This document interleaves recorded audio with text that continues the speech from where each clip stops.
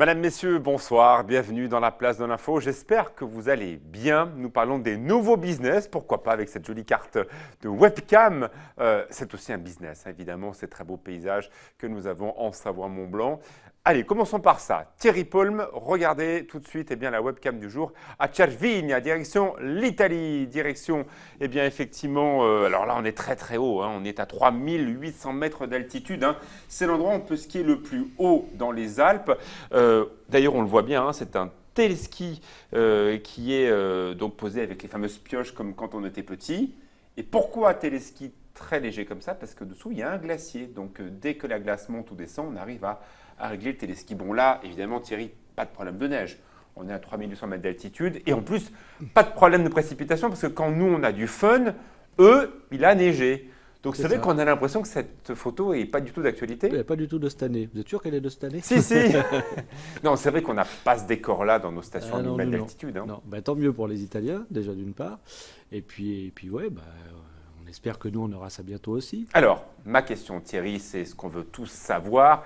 Les Parisiens débarquent vendredi soir. Est-ce qu'on pourra avoir ce décor-là, comme ici, par exemple, on est au col de la Fenêtre à effectivement 2000 mètres d'altitude. Est-ce qu'on aura ce type d'enneigement dans nos stations la semaine prochaine? Alors très probablement oui. Ah, voilà la bonne nouvelle. Voilà, la bonne nouvelle, c'est qu'on a effectivement un temps beaucoup plus perturbé pour la fin de la semaine, des perturbations assez actives qui ne seront pas accompagnées forcément d'air froid, mais suffisamment froid pour donner des chutes de neige à moyenne montagne. Alors ça va varier, mais on va dire qu'entre 1200, pour l'instant on la situe entre 1200 et 1400 mètres d'altitude. Bon, d'accord, ça va sauver la majorité. Voilà. Donc c'est déjà pas mal. Hein. Très bien, on va suivre ça. Vous me donnez le sourire, Thierry. Merci beaucoup. Pauline Courceau, bonsoir. Bonsoir, Alexis. Deux titres développés. Le fameux plan montagne que la région veut développer. Gilles Chabert a fait le tour des stations et a annoncé des canons à neige, des enneigeurs. En tout cas, ils en auraient bien besoin en ce moment, puisqu'il y a pas mal de stations qui ont dû fermer, notamment à moyenne altitude. Alors là, Sébastien Germain l'a rencontré du côté de Valfréjus. Il venait faire le point justement sur ces investissements qui ont été faits dans ces stations, notamment en canons à neige. Alors faut-il plus de canons à neige? C'est en tout cas la question qu'on s'est posée. On reste en moyenne montagne avec le projet de Cœur de Chartreuse qui concerne principalement une zone rurale d'habitation. Exactement. Et là aussi, c'est pareil. La problématique, elle est de s'assembler pour pouvoir mieux gérer ce manque de neige, notamment par exemple les problématiques de moyenne montagne, on le verra. On parlera également un tout petit peu du Semnoz avec une pétition qui a été lancée aussi aujourd'hui en ligne. La station du Semnoz a fermé ce mercredi par manque de neige. La neige a fondu. Le plan d'investissement ne comporte pas de canon à neige, donc une pétition a été lancée pour relancer cette demande de canon à neige. C'est le gros dossier de ce JT aujourd'hui. Mais est-il bien raisonnable de mettre des enneigeurs entre 1200 et 1700 mètres, le point culminant du Semnoz? Tout le monde n'est pas d'accord. Merci beaucoup à vous deux. Comment ça va, Hugo? Ça va très bien, et vous? Plein de sorties à découvrir? Beaucoup de choses qui se passent à Chambéry au mois de février. Et vous voulez chanter, paraît-il, donc on va voir ça. Je vais essayer de chanter. Dans la place de l'info, à tout de suite.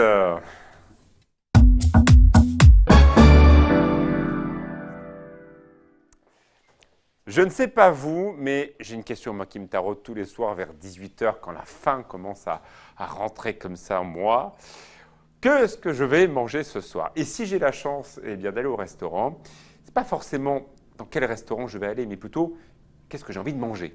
Et comme disait Paul Bocuse, quand on va dans un restaurant, si on ne sait pas ce qu'on va y manger avant même d'y passer la porte, c'est très compliqué. Et là, dans un nouveau business, c'est pour ça que vous êtes avec nous, vous avez développé une application dont tout le monde a parlé au CIRA la semaine dernière à Lyon, que vous avez développée depuis la Haute-Savoie. Vous avez commencé par Annecy.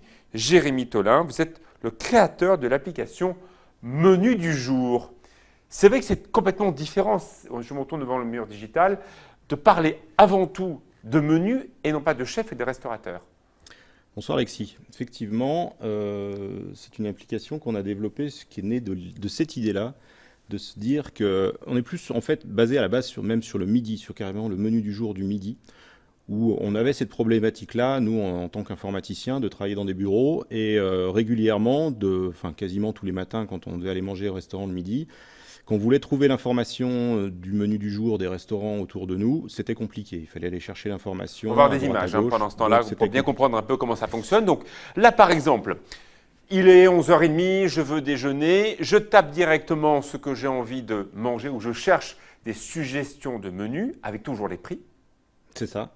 L'idée, c'est qu'en fait, on est géolocalisé, on voit les restaurants autour de nous qui ont publié les menus du jour, Et on peut faire son choix en quelques secondes au lieu de devoir aller chercher des informations de partout compliquées. Alors c'est très important. On voit par exemple un restaurant d'Annecy, la Brasserie du Parc, qui est très agréable lorsqu'il fait beau avec une très jolie terrasse. Mais c'est vrai que les restaurateurs pensent souvent à mettre leur menu sur leur site internet à jour quand il n'y a pas trop de monde. Quand c'est blindé, ils n'y pensent pas toujours. Et je ne connais pas beaucoup, malheureusement, de restaurateurs qui pensent tous les jours à rafraîchir le menu du jour. Vous, c'est la clé d'entrée. C'est ça. Si jamais ils ne publient pas, ils n'apparaissent pas. Donc c'est vite réglé. Donc l'idée, c'est qu'en fait, ils saisissent en moins d'une minute. On a optimisé le formulaire pour que ce soit très rapide. Et ils saisissent leur menu quand ils veulent. Ils peuvent le programmer d'avance, les jours d'avant ou alors la matinée même. Alors, il faut être clair. Voilà, le matin même, quand ils sont allés chez Métro, mais tout le monde ne va pas chez Métro, selon la qualité des produits faits au marché, à 11h, je peux encore publier mon menu? Sans problème. Pour midi? Tout à fait. Pas de souci, mais il faut y penser. Voilà. C'est vrai que cette rencontre entre l'offre et la demande est peut-être la grande chance de l'ubérisation des services, et notamment d'Airbnb qui a posé quelques petites problématiques dans nos montagnes. Menu du jour, c'est gratuit? Alors, la particularité, c'est que c'est gratuit à la fois pour le restaurateur, à la fois pour le client, et qu'on est sur un modèle économique un peu nouveau, comme on voit sur Facebook ou Le Bon Coin, où les restaurateurs qui veulent peuvent, si et seulement s'ils veulent, acheter des options payantes. Alors, bien sûr, la semaine prochaine, c'est le guide Michelin. On vous donnera évidemment les nouveaux étoilés dès le journal de lundi soir. Il y a une pagination avec une mise en avant par qualité. Pareil sur le Goemio, vous êtes très bon, vous êtes en haut, vous êtes moins bon, vous êtes en bas. Là, vous allez évidemment passer vos clients en haut, ce qui est normal. Ceux qui ont pris les petits avantages seront plus visibles que ceux qui ont pensé à mettre leur menu du jour sans payer quoi que ce soit. Alors l'idée, c'est qu'en fait, on va avoir un système un peu à la Google avec un top 3 qui vont être ceux qui auront choisi d'être mis en avant. Mais après, sinon, on a un classement par distance géographique ou par prix dans les deux sens en fonction de ce que veut le client. Alors, ça j'aime bien. Seul petit problème, c'est que souvent, ça met en avant ceux qui sont moyens de gamme et pas forcément ceux qui font de l'excellence ou du très pas cher. Comment vous allez arriver à nous aider là-dessus? Alors l'idée, c'est qu'en fait, on se rend compte qu'aujourd'hui, le qualitatif dans les restaurants a monté très très fortement. C'est-à-dire qu'il n'y a quasiment plus de mauvais restaurants. Moi, j'ai fait 250 restaurants d'Annecy en prospection au mois d'octobre. Je peux vous dire que je n'ai pas vu un mauvais restaurant. Et ça se sent bien en plus dans les dénominations qu'ils mettent sur les plats. Il y a un gros effort qui est fait et ça se retrouve dans l'assiette habituellement. Donc on n'a quasiment jamais de mauvaises surprises. Oui, je suis d'accord avec vous, mais ils ne sont pas tous au même niveau. Il y a des meilleurs restaurants que d'autres.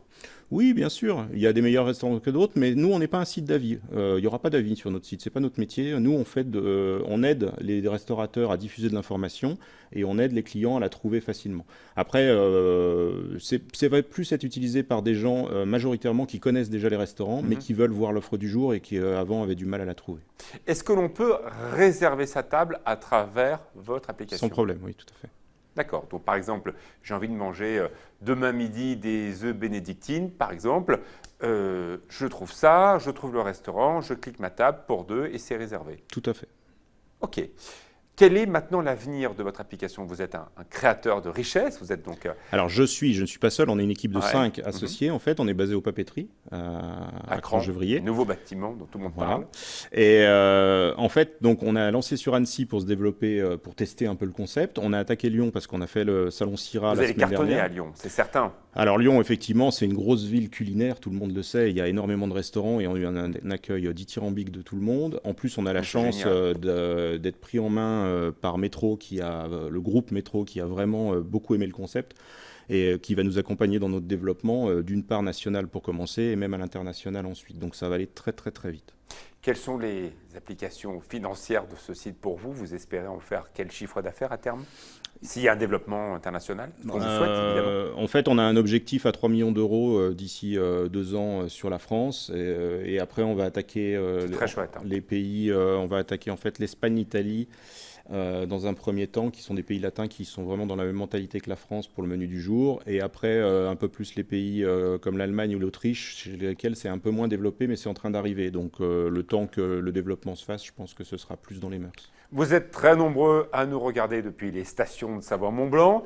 Si par exemple un restaurateur de Megève trouve ça génial. Est-ce qu'il peut lui aussi mettre son menu du jour ou pour l'instant vous êtes en fait, l'appli a localisé. été développée de base au niveau mondial, que ce soit au niveau de la géolocalisation ou de la traduction des langues. Donc non seulement Megève, mais si un restaurateur de Los Angeles veut s'inscrire, il peut, et si les clients de Los Angeles téléchargent l'application, elle basculera en anglais automatiquement. C'est valable dans n'importe quel pays du monde. Mais l'intérêt, bien sûr, c'est d'avoir un effet de masse. Voilà, exactement. C'est pour ça qu'effectivement, le développement va se faire. Il s'est fait d'abord autour d'Annecy, un petit peu par capillarité. Et puis, on va attaquer de plus en plus dans les régions de France. Mais en fait, là, on a lancé quelques campagnes de tests et on a des dizaines et des dizaines de restaurants qui s'inscrivent partout en France. Donc là, si vous lancez l'application vers 1h, on va dire, quand tout le monde a fini de publier, vous allez voir qu'il y a des restaurants dans toute la France qui publient déjà. Il n'y a pas encore l'effet de masse de partout, mais ça arrive assez vite. Ouais. Vous l'avez bien compris, hein, c'est gratuit, vous êtes restaurateur, vous voulez partager avec des millions de personnes la possibilité de savoir ce que vous allez faire à manger à midi, parce que c'est principalement à midi que cela s'est créé, mais j'imagine aussi pour le soir. Oui. Vous allez sur Menu du jour. Une très bonne idée. Je vous assure qu'on vous recevra, Jérémy, dans quelques temps. J'ai un flair que ça va marcher. Merci beaucoup. La météo dans quelques instants.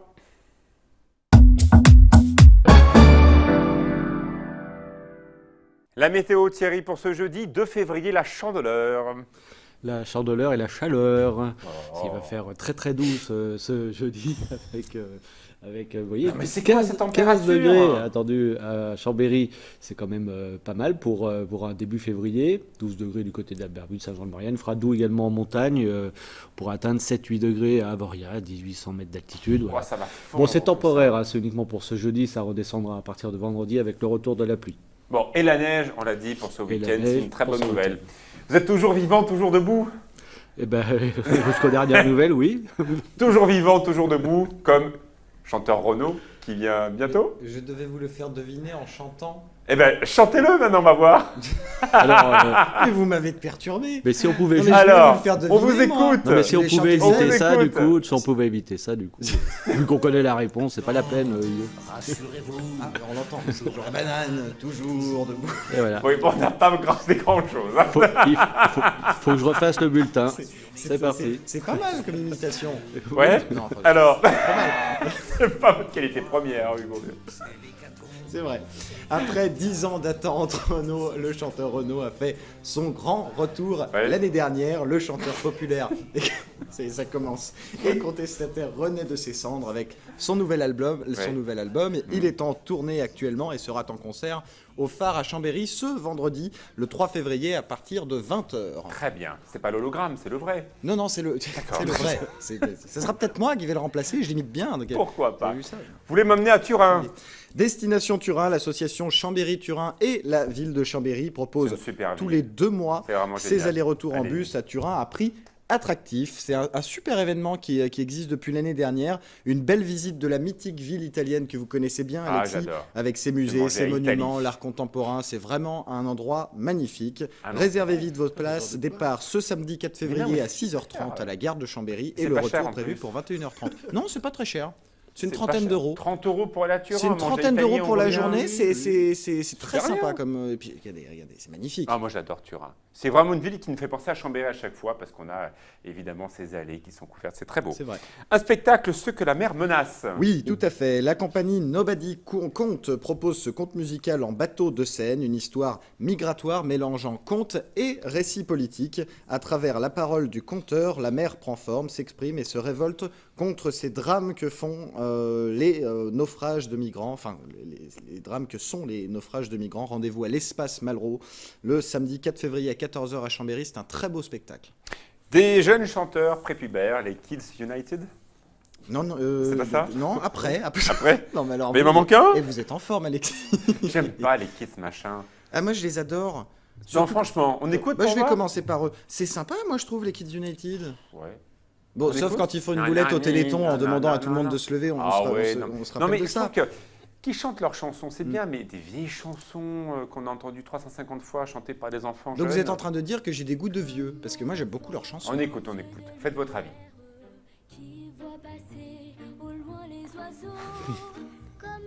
Ouais, mais vous avez mis une chanson qui est Marie-Myriam, Eurovision 76. Vous étiez pas né. Mais il y en a plein d'autres de chansons. Thierry, vous aimez, vous? Tout le bonheur du monde, oiseau. d'ailleurs, il non, y a non, cette c'est- chanson, Tout le bonheur du monde, d'ailleurs, du groupe Sinsemilia, c'est vachement sympa. Ça fait 50 ans. Créé à... que j'écoute. Bah oui. J'en ai marre. Alors, créé à l'initiative de l'UNICEF, le collectif Kids United est composé de 6 jeunes prépubères, comme vous le disiez. Non, ce sont des prodiges de la chanson âgés Non, mais de ils chantent 8 à bien. 15 Moi, ans. je Ah oui, ils critique chantent pas. très bien. Juste que c'est des vieilles chansons qu'on a Oui. trop entendues, je trouve. Voilà, Bah après, oui, ils sont connus pour être passés dans les télécrochets The Voice Kids ou encore La France a un incroyable talent. Ils seront en concert le samedi 25 février au Phare à Chambéry à 17h. Non, c'est mignon. Vous amenez vos enfants. Un Quand il aime acteur pas, il que aime vous pas. aimez bien. Oui, un acteur que j'aime beaucoup. Jacques Gamblin, pour vous le connaissez spectacle, bien. oui, pour le spectacle, je parle à un homme qui ne tient pas en place. Alors c'est une nouvelle création. L'acteur et metteur en scène Jacques Gamblin revient à Chambéry sur la scène de l'Espace Malraux pour une nouvelle création théâtrale. Alors de sa correspondance avec son ami Thomas Covey, Jacques Gamblin fait un spectacle. L'un sur scène, l'autre parti tenter de battre le record du tour du monde à la voile en solitaire. Les deux personnages s'écrivent de ce qui les rassemble. Une pièce à découvrir les 11 et 12 février à l'Espace Malraux à Chambéry. Très bien. Ah, j'adore cet acteur. Oui, en Très plus, il a gentil l'air dans la super vie en sympa. plus, très très gentil, oui. Bon, parfait. Eh bien, écoutez, bonne soirée. hein. Merci à vous. Thierry, Merci. qu'est-ce qui se passe sur le plateau? Canal. Eh bien, tout de suite, on retrouve le JT. Et puis, voilà. Nous, Puis on va- Renaud, bientôt. Bon, on se revoit bientôt. Hein. Salut.